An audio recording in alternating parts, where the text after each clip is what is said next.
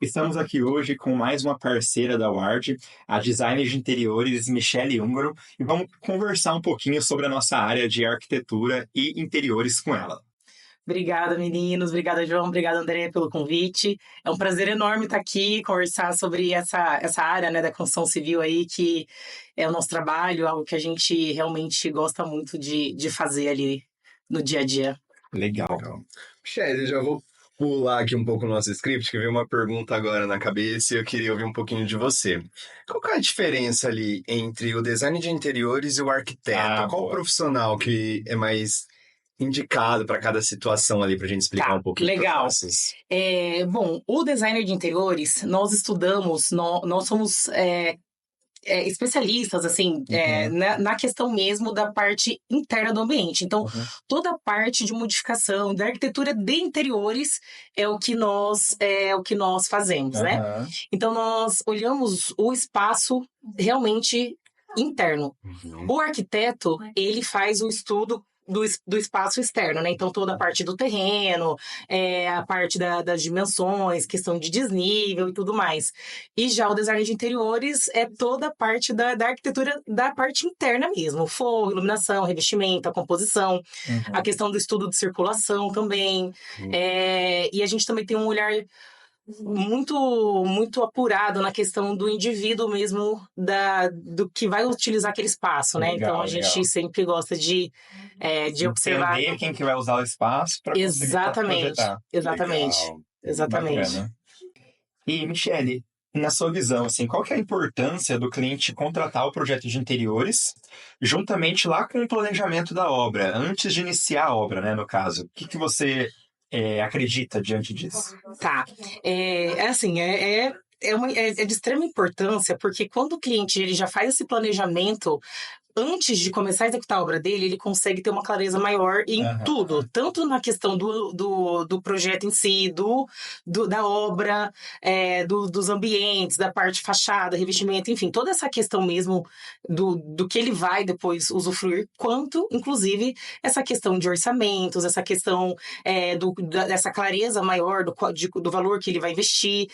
E um outro ponto muito importante é a questão da compatibilização, né? Dos projetos. Sim. Então, assim, se o cliente já faz isso antes ali da execução, durante ali o projeto de interiores, a gente faz os estudos, a criação, e a gente consegue, por exemplo, adiantar várias coisas, né? Por exemplo, se a gente pega uma planta arquitetônica e a gente, dali, durante o estudo, a gente viu que talvez seria legal modificar a posição das camas, guarda-roupa, exemplo. Modificar tudo em papel. Exato, aí tem questão de ar-condicionado, banheiro, às vezes a gente uma circulação ali, então questão dos encanamentos.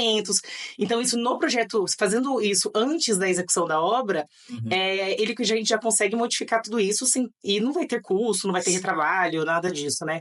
E, Michele, puxando o gancho aí que você comentou do orçamento que o cliente tem para gastar na execução dessa obra, como que você lidar com isso na elaboração do seu projeto de interiores? Legal. Antes de iniciarmos o projeto, toda a fase mesmo do processo de projeto, a gente faz a nossa reunião de briefing. Nessa reunião, é uma entrevista, na verdade é uma conversa. Lá no escritório eu deixo isso bem solto. Tenho ali algumas diretrizes, né, algumas direções de perguntas e tudo mais, mas eu gosto de ter uma conversa muito solta com o cliente, sabe? Para não deixar nada engessado e até para a gente conseguir entender toda a parte mesmo da essência dele, das necessidades dele. Então, durante essa primeira reunião, que é a reunião de briefing, nós conseguimos fazer, então, todo um mapeamento da necessidade do cliente e ele sempre passa um parâmetro do investimento financeiro. Legal. Então, a gente consegue já prever ali algumas coisas e, às vezes, tem alguns clientes que eles acabam até não falando exatamente, só que durante a nossa conversa a gente consegue entender. Captar. A gente faz uma análise muito minuciosa de tudo, o lugar que ele vai morar, se ele já, por exemplo, contratou antes, então a gente já consegue, aí até mesmo assim, se é uma casa, se é a primeira moradia, se é a segunda, se é a terceira, tudo isso a gente faz a gente já tem ali um parâmetro, né, para poder realmente fazer essas escolhas ali dos revestimentos, dos materiais todos que vão utilizar no projeto, para poder realmente oferecer o que melhor se encaixa para ele. Dentro do orçamento ali, né? Dentro do orçamento. Consegue, por exemplo, com o orçamento que ele tem, Você consegue já saber o tipo de bancada que você vai especificar, né? O tipo de torneira, de cuba, né?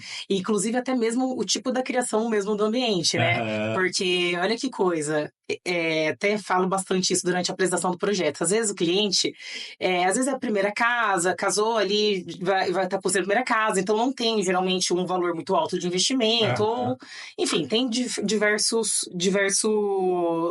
ocasiões, perfis. Né? Mas até durante a apresentação, antes de começar, eu sempre falo, né, que que o nosso projeto a gente tenta pegar os pilares, que é essa questão da essência do cliente, essa questão de investimento e tudo mais. E durante na criação do projeto, não adianta, por exemplo, eu colocar às vezes encher a casa de várias coisas que muitas vezes o cliente vê na internet, às vezes imagem renderizada, que nem é o projeto, nem é a obra construída mesmo, e não adianta a gente sair colocando, por exemplo, teto amadeirado, MDF, tudo, um monte de detalhes ali no gesso, aquela iluminação, enfim, revestimentos, pedras, porque depois quando ele vai estar bonito lá no 3D, só que no projeto, mas quando ele vai executar, ele começa a falar, nossa, como assim? De que não cabe dentro do orçamento, exatamente. Aí se frustra e você também. Exato.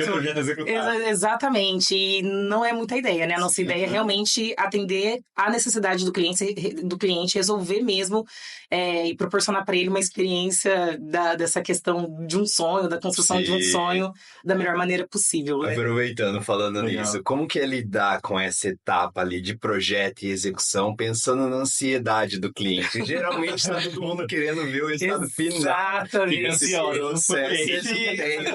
Né? Pois é um desafio, né? É um desafio, porque realmente, assim, a gente vê que ficam muito ansiosos. Só que, por outro lado, é muito compreensível, porque é um sonho. Sim. Nós que trabalhamos com serviço, com até na questão também da execução de obras, ele contrata nós sem ver o que ele sem ver ali materializado o que ele está contratando, entende? Então, eu vejo que a gente também tem que entender esse lado dele e claro que muitas vezes a gente, né, não consegue, porque às vezes quer antecipar prazo e tal, e a gente tem todo um processo de trabalho, etapas, cronograma, mas eu tenho que meio que saber lidar o jogo de cintura, porque... Um psicólogo ali junto. Exato. Vai dar tudo certo. Vai dar tudo certo, exato. Aí manda às vezes alguma coisa ali, antecipado, mas vamos sabendo lidar ali para poder fazer com que ele realmente fique calmo e tenha, assim, essa paciência do processo, né? Exato, porque respeitar o processo. Exatamente. Essa questão da construção em si, eu vejo que essa questão, principalmente talvez hoje da internet, que parece que é tudo muito rápido. Muito fácil, né? Muito fácil. Eu ver lá um vídeo, daí em 30 segundos já transformação. Às vezes a pessoa que está assistindo, que não é ali da área, ela acha que é muito rápido, mas não é. Nós sabemos que a obra, ela tem um processo, né? Sim. Do início ao fim, são os planejamentos dos projetos, orçamentos, depois toda a parte de contratação ali de mão de obra, cronograma, antes de chegar àquele resultado final que vale muito a pena, né? Sim. Legal.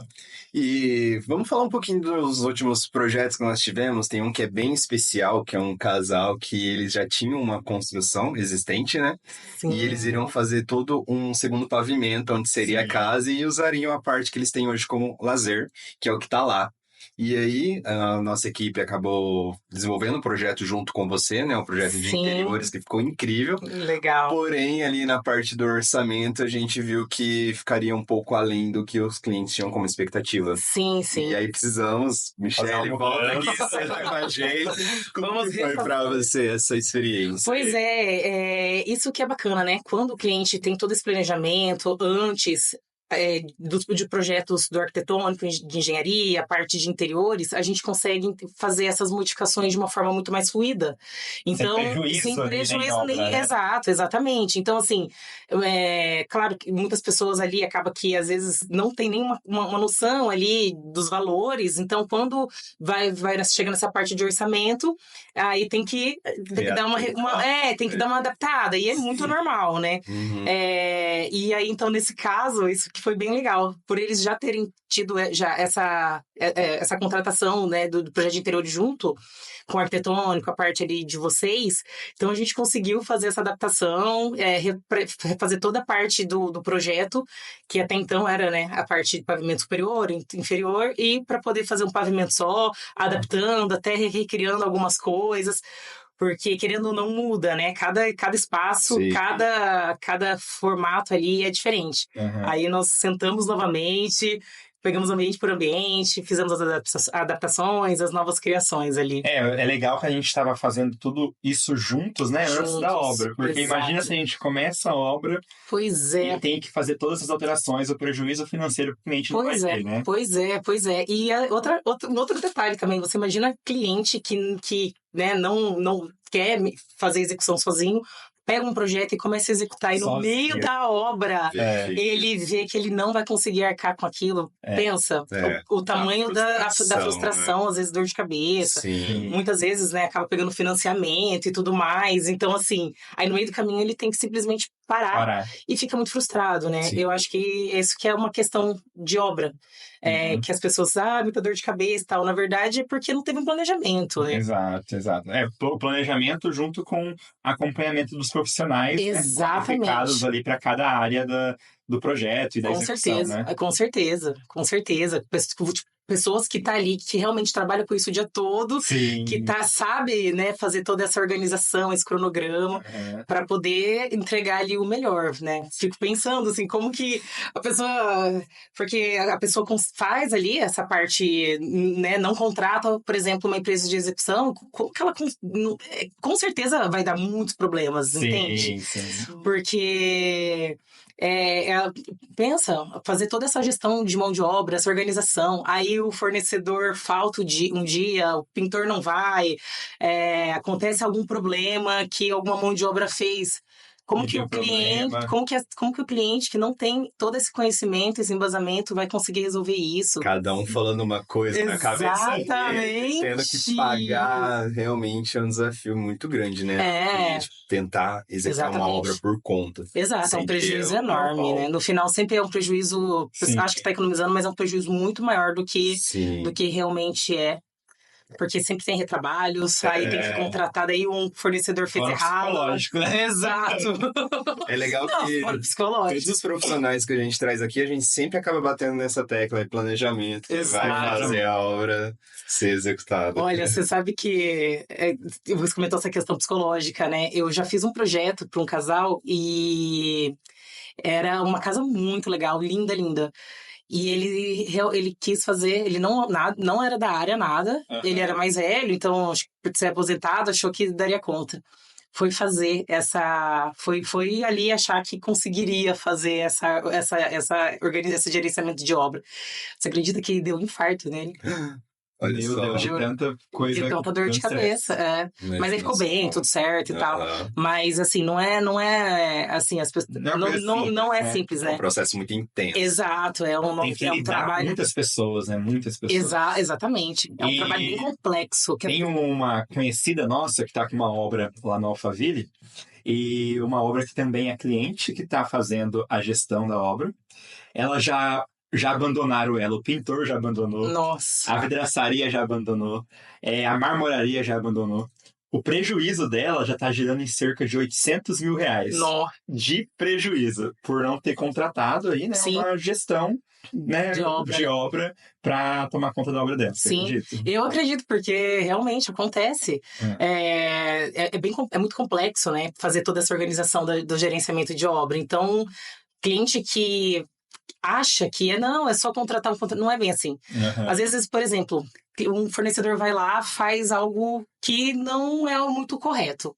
Ele sempre vai dar algumas desculpas e tal. Pra não voltar a refazer. Exato, e não vai voltar a refazer. Aí ele vai começar a cobrar os extras. Pra voltar, tal, que é a valor da visita e tudo mais, né? Considerando que é simples. Só que aí, quando tem já uma empresa executando, não existe isso. Vai voltar e vai fazer, entendeu? Então, assim, e aí já vai compatibilizar para o próximo, aí o outro fornecedor que entra, se precisar de alguma coisa do outro, geralmente o outro sempre volta. Então, assim, é uma organização, é uma orquestra mesmo, muito mais fluida, né? Exatamente. Shelly, eu acho que é isso para esse bate-papo inicial. Foi muito bom a gente ter esse compartilhamento de experiências. Bacana. A gente agradece a sua participação. Eu que agradeço, gente. Adorei. Até a próxima, né? Sim. Vamos sim. Obrigada pelo convite. É um prazer enorme estar aqui. E estamos aí, né? Criando, realizando, executando sonhos. Muito legal. Obrigadão, Shelly. Obrigada, eu que agradeço, gente.